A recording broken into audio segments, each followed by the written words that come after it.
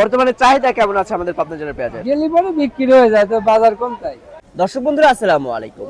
দর্শক, রাতারাতি পরিবর্তন হচ্ছে দেশি পেঁয়াজের দাম। আমরা রয়েছি পেঁয়াজের পাইকারি হাটে। আমরা কিন্তু এই মুহূর্তে পাবনা জেলার ঐতিহ্যবাহী হাট আর হাজিরহাটে অবস্থান করছি। দাম সহ বিস্তারিত তথ্য দেবো। যারা ব্যবসায়ী রয়েছে তাদের সাথে কথা বলে। আমাদের সাথে রয়েছে ব্যবসায়ী ভাই। আসসালামু আলাইকুম দাদা ভাই। ওয়ালাইকুম আসসালাম। কেমন আছেন? আলহামদুলিল্লাহ। অনেকদিন পরে দেখা হলো, শরীর স্বাস্থ্য ভালো আছে তো? জি। ব্যবসা বাণিজ্য কেমন চলছে এখন? ব্যবসা বাণিজ্য দেশের অবস্থা ভালো না, ব্যবসা বাণিজ্য খুব খারাপ কোনো মতন চলছে। চলছে। কত মন পেঁয়াজ কিনেছেন আজকে? পেঁয়াজ তো প্রায় 400-500 মন কিনেছি। 400-500 মন। কোথায় কোথায় যাবে দাদা ভাই? চিটাগাং যাবি, সিলেট যাবি, আর ময়মনসিংহ যাবি, বিভিন্ন ডিস্ট্রিক্টে যাবে। জি।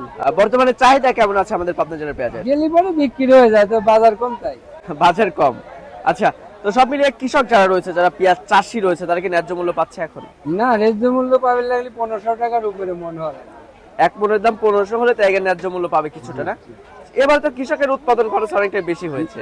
উৎপাদন খরচ বেশি হয়েছে, দাম কম। আচ্ছা আচ্ছা। তো দাদা, আজকে যেটা রাখি পেঁয়াজ রয়েছে, ঘরে রাখার উপযুক্ত একদম দেশি পেঁয়াজ, সেটার বাজার মূল্য কত আছে? 1200 থেকে 1300। 1200 থেকে 1300।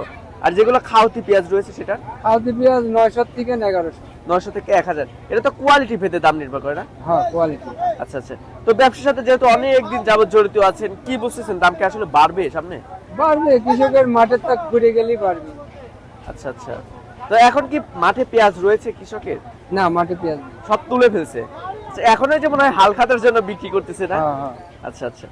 তো দাদা, যে পরিমাণে পেঁয়াজ দেখছেন হাটে, প্রতিনিয়ত তো হাট বাজার করছেন, কি বুঝতেছেন সামনে কি এলচি পেঁয়াজের দরকার রয়েছে না, বাংলাদেশে? এলজি পেঁয়াজের সামনে দরকার নেই।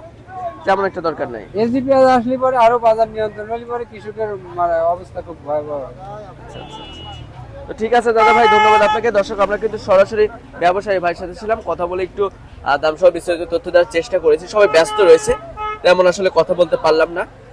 আপনারা অবশ্যই আমাদের চ্যানেলটা যারা সাবস্ক্রাইব করবেন, সাবস্ক্রাইব করে রাখবেন। প্রতিনিয়তই কৃষি পণ্যের বাজার মূল্য সম্পর্কে জানতে আমরা কিন্তু প্রতিনিয়ত পাবনা জেলার বিভিন্ন হাট বাজার থেকে পেঁয়াজ, রসুন অর্থাৎ কৃষি পণ্যের বাজার দর সম্পর্কে জানিয়ে দেওয়ার চেষ্টা করছি আপনাদেরকে। আরেকটা বিষয়ে জানিয়ে দিতে চাই আপনাদেরকে, বর্তমানে বাংলাদেশে যে পরিমাণে পেঁয়াজ রয়েছে, এই পেঁয়াজ থাকা অবস্থায় কিন্তু আসলে এলচি পেঁয়াজের কোনো দরকার নেই বাংলাদেশে। এই পেঁয়াজ দিয়ে কিন্তু চাহিদা পূরণ হয়ে যাবে। আর কৃষকরা আমাদেরকে যেমনটি জানিয়েছেন যে তারা যদি ন্যায্য মূল্য পায় তাহলে কিন্তু তারা সামনের বছর আরো পেঁয়াজ চাষ করবে।